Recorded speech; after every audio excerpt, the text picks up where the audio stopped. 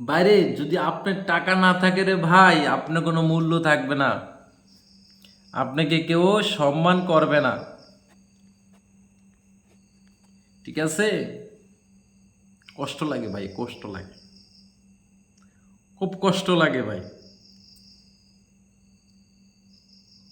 কেন কষ্ট লাগে জানেন? যাকে আপনি খাওয়াবেন ফিন্দাইবেন সে আপনাকে অসম্মান করবে। যার জন্য পরিশ্রম দেহ বিক্রিয়ে দেন, দেহের দেহ মনে করেন না, শরীরকে শরীর মনে করেন না, এত পরিশ্রম করতে হয় একটা পুরুষ। এরপরে যদি আপনি যদি ভালো না থাকেন, একটা পুরুষ কি করতে পারে? সে কি বলতে পারে? তার তো সুখ তার স্ত্রীর কাছে, যদি তার এই সুখটা যদি তার স্ত্রী যদি তাকে না দিতে পারে, তো ওই পুরুষের কোনো মূল্য আছে? আসলে তো পুরুষের কোনো মূল্য নাই। কেন কথাগুলো বলি ভাই? কষ্ট লাগে ভাইয়া, কষ্ট লাগে। যার জন্য দিন রাত পরিশ্রম করতে হয়,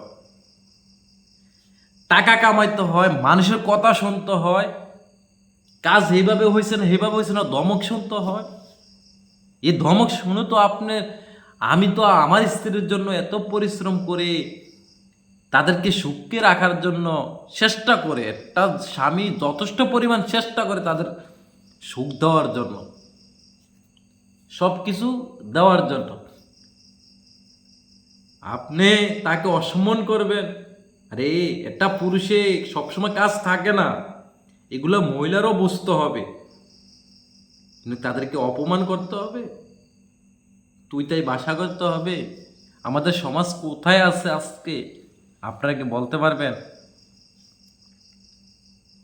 কষ্ট লাগে। জীবনে খুব টাকা কামাইছিলাম, এই জীবনে প্রচুর টাকা কামাইছিলাম, পরিবারের সুখের জন্য সব বিলাই করে দিছিলাম।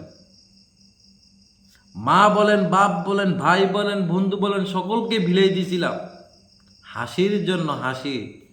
আজকে লাস্টে দিয়ে আমি তো অনেক এতিম হয়ে গেলাম, আমার তো আর বাবা নাই, বাবা তো চলে গেছে, এটা তো জানেন। দিন শেষে এখনো অপমান হইতে হয়, অপমান হইতে হয়। আর আপনার যদি টাকা না থাকে আপনাকে কেউ সম্মান করবে না, আপনার ভাইয়ে ছেড়ে দিবে, আপনার ওয়াইফ ছেড়ে আপনাকে চলে যাবে। কার জন্য কষ্ট করি আমরা? আপনি কার জন্য কষ্ট করেন? পরিবারের জন্য। তো পরিবার তো আপনাকে ছেড়ে চলে গেল।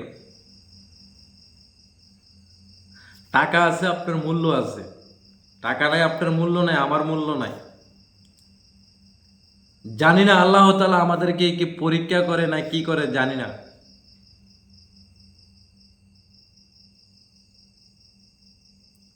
কথা বলতে পারি না, কষ্ট লাগে। সকলে ভালো থাকবেন, সুস্থ থাকবেন। আসসালামু আলাইকুম।